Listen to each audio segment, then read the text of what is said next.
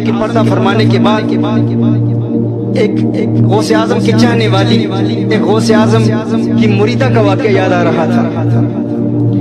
Baghdad شریف کی ایک خاتون ہے، اپنی بیٹی کے ساتھ اپنے گھر میں رہتی تھی۔ ایک آواز آئی اس سے، کسی نے صدا بلند کی کہ آج خلیفہ بغداد کے محل میں میلاد کی محفل ہو رہی ہے۔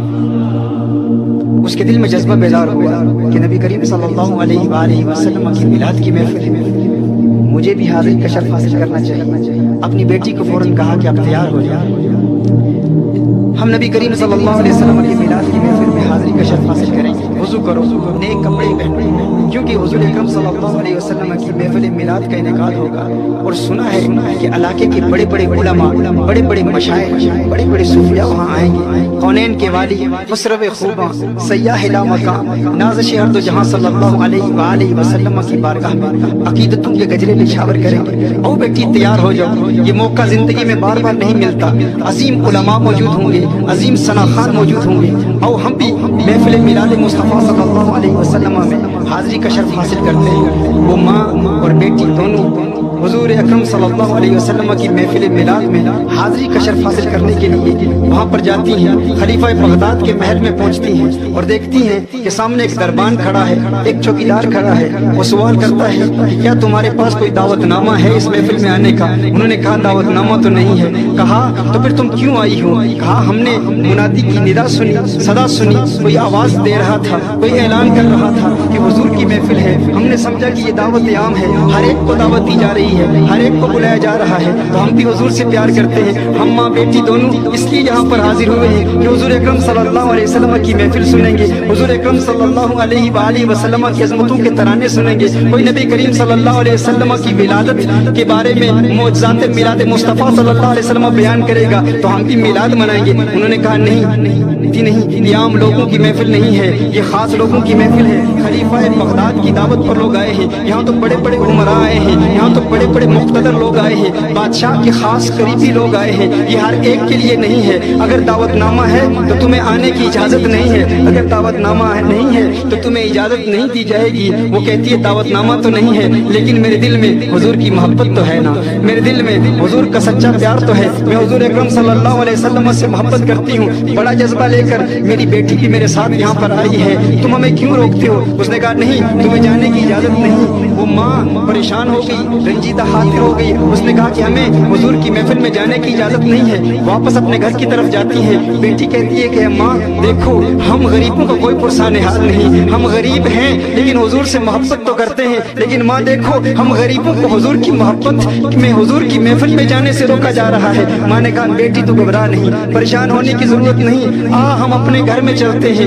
حضور اکرم صلی اللہ علیہ وسلم کی محبت، حضور کا کرم، حضور کا فضل، حضور کی رحمت کہیں خلیفہ بغداد کے محل تک محدود تو نہیں ہے۔ حضور اکرم صلی اللہ علیہ وسلم کا کرم ہمارے کچے مکان میں بھی ہو سکتا ہے۔ اے میری بیٹی ہم اپنے گھر میں جا کر حضور کی محفل کا انعقاد کریں گے۔ وہ گھر جاتی ہے، وہ کہتی ہے یا رسول، وہ کہتی ہے کہ میری ماں نبی کریم صلی اللہ علیہ وسلم کی محفل ہم دونوں ماں بیٹی کیسے انعقاد پذیر ہوگی، ہم کیسے منعقد کریں گے، یہ کیسے ممکن ہے، یہ کیسے پاسبل ہے؟ اس نے کہا گھبرانے کی ضرورت نہیں، میرے آقا کرم فرمائیں گے، ہم وضو کریں گے، نئے کپڑے پہنیں گے، نئے کپڑے پہن کے آقا کی عظمتوں کے ترانے الاپیں گے۔ مجھے جو بھی میلاد مصطفیٰ صلی اللہ علیہ وسلم کے معجزات اس وقت یاد ہیں، میں آقا کا میلاد بیان کروں گی، آقا کے نعتیں پڑھوں گی، اور جو اشعار آقا صلی اللہ علیہ وسلم کی میلاد کے حوالے سے مجھے یاد ہیں میں وہ پڑھتی رہوں گی، تجھے سناتی رہوں گی، تو سنتی رہنا، یہی ہماری محفل میلاد ہے۔ بیٹی نے کہا ٹھیک ہے ہم چلتے ہیں۔ ماں بیٹی دونوں گھر میں بیٹھی ہیں، ماں آقا کی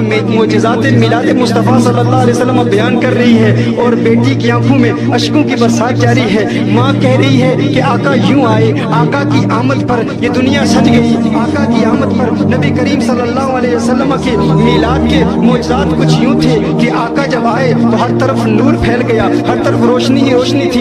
یوں پوری رات گزر گئی، وہ اشعار پڑھتی رہی، بیٹی سنتی رہی، اشعار کو سنتے سنتے ساری رات بیت گئی۔ سحری کا وقت वक्त हुआ तो माँ ने कहा मैंने ताज़ा वुज़ू करना है और मैंने रोज़ा रखना है आका सल्लल्लाहु अलैहि वसल्लम के मिलाद के लिए, आका की अजमतों पर मुसर्रतों का इजहार करने के लिए रोज़ा रखना है। बेटी तू जा बाहर से लोटे में पानी भर कर ला, ताज़ा वुज़ू करूंगी। बेटी बाहर जाती है, यूं ही अपने घर से बाहर कदम रखती है, बेटी की चीखें निकल जाती हैं, डर के वापस कमरे में आती है। माँ कहती है बेटी तुझे किस चीज़ ने डराया, तू क्यों इतनी परेशान क्यों होगी, तेरी चीखें क्यों निकल गई। उसने कहा माँ देखो बाहर कौन आया है, एक सफेद रेश बुजुर्ग आए हैं, नूरानी चेहरे वाले बुजुर्ग हैं। माँ आओ बाहर आकर देखो तो सही कि कौन आया है। माँ ने कहा अरे बेटी कौन आया है, हम गरीबों के इस कच्चे मकान में कौन आएगा, हमें तो अमीर लोग अपनी महफिल मिलाद के अंदर जाने नहीं देते, कोई हमारी महफिल में कैसे आएगा। कहा नहीं माँ बाहर आकर देखो तो सही कौन आया है। माँ फौरन बाहर आती है,